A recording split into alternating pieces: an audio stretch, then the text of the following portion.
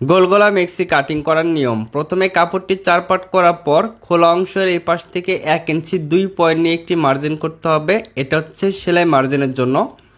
এরপর এই মার্জিন থেকে বডির মাপের 4 ভাগের 1 ভাগ 10.5 ইঞ্চি নিয়ে এখানে একটি মার্জিন করব। এটা 42 ইঞ্চি বডি। এভাবে মার্জিন করার পর কাপড়টি এভাবে ভাঁজ করে দিতে হবে।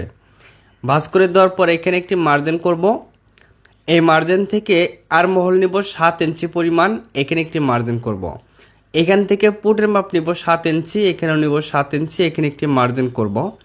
এরপর ঠিক আর মহলটা এইভাবে রাউন্ড শেপ করতে হবে। এভাবে রাউন্ড শেপ করার পর আমাদের গলার পাশের মাপ নিতে হবে 2 ইঞ্চি। এটা ছোট গলা, তার জন্য গলাটা বড় পছন্দ করলে 2 পয়েন্ট বাড়তি নেবেন। গলার লম্বা নিব 5 ইঞ্চি, সামনে পিছনে সমান গলা হয় গোল গলা মিক্সি এটা। এরপর গোল শেপ দিলাম। এরপর এই দাগ থেকে আরও নিলাম 2.5 ইঞ্চি পরিমাণ, এই দাগ থেকে আরও 2.5 ইঞ্চি নিয়ে এখানে একটি মার্জিন করব।